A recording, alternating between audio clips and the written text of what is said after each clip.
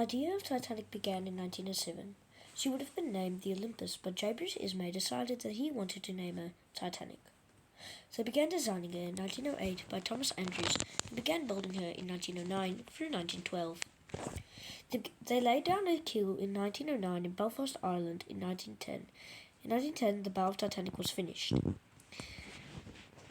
They launched her in Belfast in 1911. I, Joseph, put in the last rivet. Mr. Ismay proudly sent me a message that I could go on the Titanic for free. I was stunned and accepted the offer. 1912, 11th of March. I was ready to go on Titanic, but he said it's not yet, it's the 10th of April. I realized I had too much to pack. Wait, can't forget my watch. A few days went past, and now it's the 7th of April. Today I was hyped, ready for anything. The day went by so fast, it was lunch after breakfast and dinner after lunch. 8th of April, 1912. It was so great knowing 2 days until the voyage.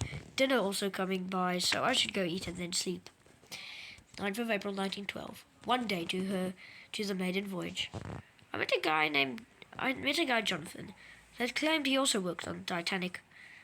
Breakfast is coming by. I ate, but I didn't go for lunch, so it's about 8:30 p.m. I went for dinner and then slept. On the 10th of April, 1912, Titanic departed from Southampton.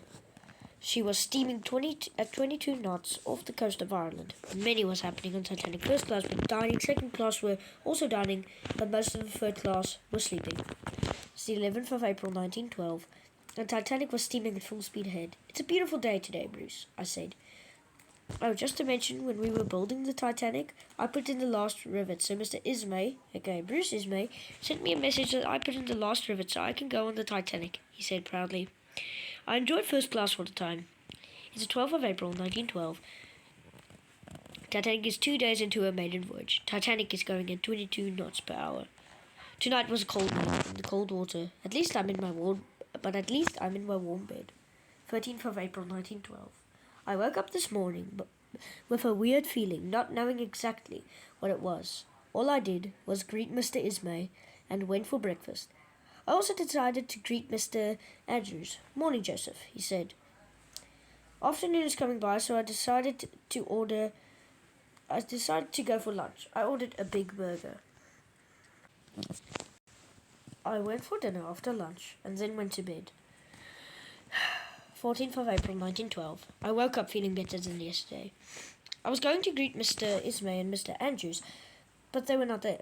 I decided to go for breakfast and found Mr. Ismay and Mr. Andrews there. Morning, I said, but they replied with, it's 9 p.m. That's strange, I said, and they said I slept for long. Come on, have dinner with us, they said. Certainly, I replied. After we had dinner, we went for bed, 11 p.m. I woke up with a loud crunching noise. I went on deck to see what happened. I saw ice, a lot of ice. I asked the captain what happened, and he only said we hit the iceberg. Mr. Andrews was in a panic and rushed to the bridge. Mr. Ismay asked Mr. Andrews, why are you panicking? He also said that the ship can't sink, so why are you panicking? For the second time. He replied with, she's made of steel. I'm sure she can sink. The captain said, get the lifeboats ready. Officer Lightoller asked, women and children first, sir. Yes, women and children first. He replied with, the lifeboats are lowering and men were sneaking in, but officers saw them. The bow is under, I shouted. People were screaming and shouting, pushing and punching, just to get on a lifeboat. I witnessed the bridge going under. It was truly a horrible sight. Then I heard cracking and crunching noises, and the first out of the 4 funnels fell. I realized that there wasn't enough lifeboats for even half of the people on board. I went down to the lower decks to look for anybody else. I saw the grand staircase going down, with water flooding each deck after the other. I ran, not looking behind me. The stern of the ship is slowly but surely rising out of the water. I was scared. The stern is high in the air, with people sliding down on the deck. I'm witnessing all of this from an angle. And now, all I did was jump. I jumped and witnessed something horrifying. The power on Titanic is out, and it broke in two pieces. The stern fell back, and the bow was underwater. The stern is rising again, and finally going under. The story I told you didn't happen today. It happened 84 years ago. The story I just told you came from point of view of Joseph, who was working on the Titanic, and this is a fictional character. He tells you this story in 1996. Thank you for watching.